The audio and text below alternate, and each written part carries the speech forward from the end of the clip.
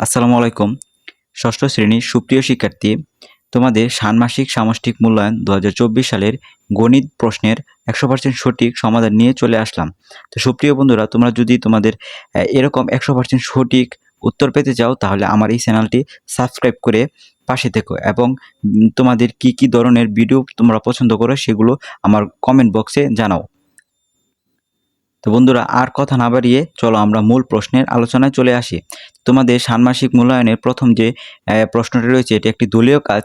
তো এখানে আমি দলীয় কাজটি লিখতে ভুলে গিয়েছি, এখানে একটি দলীয় কাজ হবে এটা। তো তোমাদের ১.১ দলীয় কাজ প্রশ্নে বলা হয়েছে, বিদ্যালয় প্রাঙ্গণে এবং আশেপাশে বড় গাছের সংখ্যা আনুমানিক কত হতে পারে তা দলের সাথে আলোচনা করে লিখো। তাই তোমার ইচ্ছা মতন তুমি তোমার বিদ্যালয় প্রাঙ্গণে এবং আশেপাশের বড় গাছের একটা আনুমানিক ধারণা ধরে নিবে। তা আমি এখানে আমার মতন করে ধরে নিয়েছি, সেটা তোমাদের দেখাচ্ছি। কিভাবে লিখবে? প্রথমে উত্তর, আমরা দলের সবাই আলোচনা করে দেখলাম বিদ্যালয় প্রাঙ্গণে গাছ আছে 20টি এবং আশেপাশে বড় গাছ আছে 30টি। তারপরে এখানে বলছে যে আনুমানিক কত হতে পারে, অর্থাৎ বিদ্যালয়ের প্রাঙ্গণের এবং আশেপাশের দুটি গাছের যোগফল এখানে নির্ণয় করবা। সুতরাং মোট গাছ এখানে 20টি হয়েছিল আর এখানে 30টি, মোট কত? 50টি। আমাদের ১.১ প্রশ্নে আমরা উত্তর পেয়েছি মোট গাছ 50টি। তো তুমি ভিন্ন রকমও নিতে পারো, তোমার ইচ্ছা। আমরা এখন ১.২ এই প্রশ্ন নিয়ে আলোচনা করব। ষষ্ঠ শ্রেণীতে তোমরা যে শাখায় আছো সেখানে মোট শিক্ষার্থী, বিদ্যালয়ের সকল শিক্ষক এবং কর্মচারী মিলে মোট জনসংখ্যা কত লিখো। উত্তর, ষষ্ঠ শ্রেণীতে ক শাখায় আমরা মোট শিক্ষার্থী রয়েছি 50 জন, এটা আমি ধরে নিয়েছি। বিদ্যালয়ের শিক্ষকের সংখ্যা 30 জন, এটাও আমার ইচ্ছা মতন ধরে নিয়েছি এবং অন্যান্য কর্মচারী আছেন 5 জন। তুমি তোমার ইচ্ছা মতন ধরে নিবে এবং এভাবে তারপরে যোগ করবে।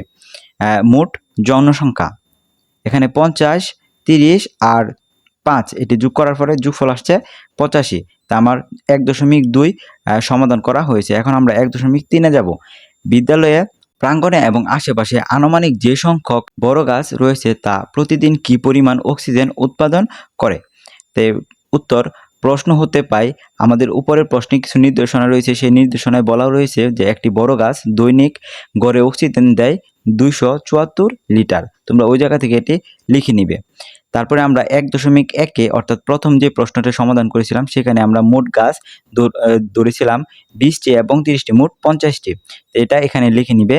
সুতরাং 50টি গাছ দৈনিক গড়ে অক্সিজেন দেয়। এখানে 250 এবং 274 এবং 50 এটা গুণ দিবে, তাহলে তোমাদের উত্তরটা চলে আসবে। 274 এবং 50 গুণ দেওয়ার ফলে গুণফল আসছে এখানে দেখো 13,700 লিটার। অর্থাৎ মোট 50টি গাছে, মানে এই 50টি গাছে অক্সিজেন সরবরাহ করে 13,750 লিটার।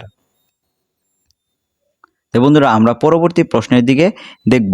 ১.৪-এ ষষ্ঠ শ্রেণীতে তোমার শাখায় মোট যে জনসংখ্যা অর্থাৎ শিক্ষক, শিক্ষার্থী এবং কর্মচারী রয়েছে তাদের প্রতিদিন গড়ে কি পরিমাণ অক্সিজেন প্রয়োজন হয়, এটার উত্তর বার করতে বলা হয়েছে। তো তোমরা ১.২-এ শিক্ষক, শিক্ষার্থী এবং কর্মচারী আমরা ধরে নিয়েছিলাম কতজন? মোট 85 জন। তা আমরা প্রশ্ন হতে পাই একজনের দৈনিক অক্সিজেন প্রয়োজন 378 লিটার। এটা আমাদের প্রশ্নে রয়েছে। তারপরে আমরা যে জনসংখ্যা পেয়েছি 85, অর্থাৎ এখানে 85 লিখব। 85 জনের দৈনিক অক্সিজেন প্রয়োজন, এখানে 378 এবং 85 গুণ দিবে, তাহলে তোমাদের গুণফল পেয়ে যাবে, অর্থাৎ 32,130 লিটার।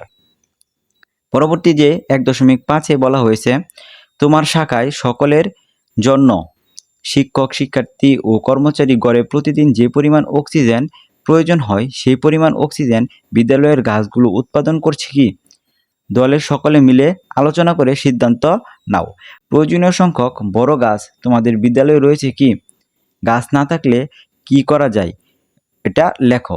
তা আমরা ১.৩-এ পেয়েছিলাম 50টি গাছের গড় অক্সিজেন আসে 13,700 লিটার। এটা আমরা ১.৩-এ পেয়েছিলাম এবং ১.৪ হতে পেয়েছি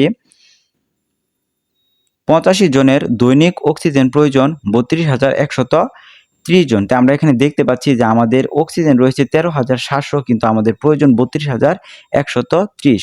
অতএব আমরা বুঝতেই পারছি যে এখানে আমাদের অক্সিজেনের ঘাটতি রয়েছে। সুতরাং এখানে এভাবে লিখে দিবে, প্রয়োজনের চেয়ে গাছ কম আছে আমাদের বিদ্যালয়ে, সুতরাং আরও গাছ লাগাতে হবে আমাদের বিদ্যালয়ে।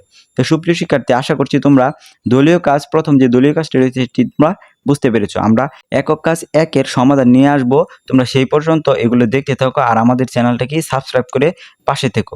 আসসালামু আলাইকুম।